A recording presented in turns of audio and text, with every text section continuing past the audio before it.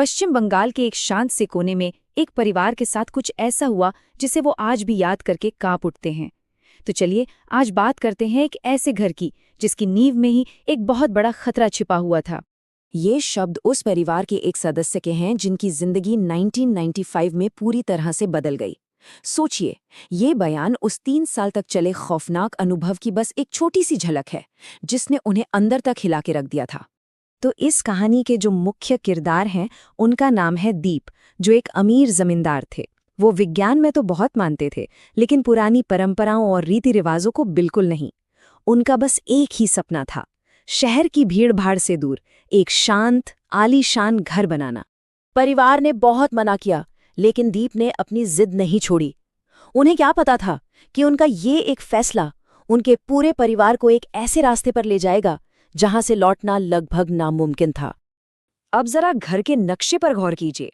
पश्चिम की दिशा में एक खाली गलियारा, पास में ही एक पुराना तालाब और थोड़ी ही दूरी पर शमशान घाट। उस वक्त तो ये सब बहुत मामूली बातें लग रही थी, पर यही सब चीजें उस भयानक कहानी का सेंटर बनने वाली थीं। घर बनाने से पहले भूमि पूजन के लिए दीप ने बड़े बेमन से एक पुजारी को बुलाया, लेकिन जैसे ही पुजारी ने उस जमीन पर कदम रखा, उनके चेहरे का रंग ही उड़ गया। उन्हें किसी बहुत बड़ी अनहोनी का एहसास हो गया था। असल में पुजारी की चिंता का कारण था वास्तु, भारत का वो प्राचीन विज्ञान जो ये बताता है कि घर कैसे बनाना चाहिए ताकि वो प्रकृति के साथ तालमेल में रहे।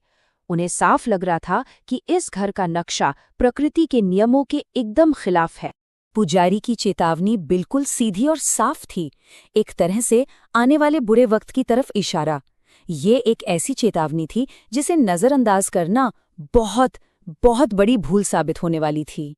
पर दीप अपनी आधुनिक सोच में इतने डूबे हुए थे कि उन्होंने पुजारी की चेतावनी को अंधविश्वास कहकर टाल दिया। उन्हें लगा कि पुजारी बस पैसे ऐंठने के लिए ये सब कह रहा है। और बस यही वो भूल थी जिसने उनके परिवार की किस्मत पर ताला लगा दिया।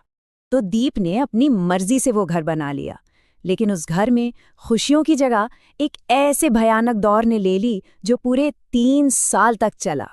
ये सब बहुत धीरे धीरे शुरू हुआ। पहले तो पश्चिम की दीवार बार बार गिरने लगी, फिर धान के गट्ठरों में अपने आप आग लगने लगी, और जल्द ही घर में एक अजीब सी औरत का साया दिखने लगा। देखते ही देखते परिवार की सेहत, पैसा सब कुछ खत्म होने के कगार पर आ गया।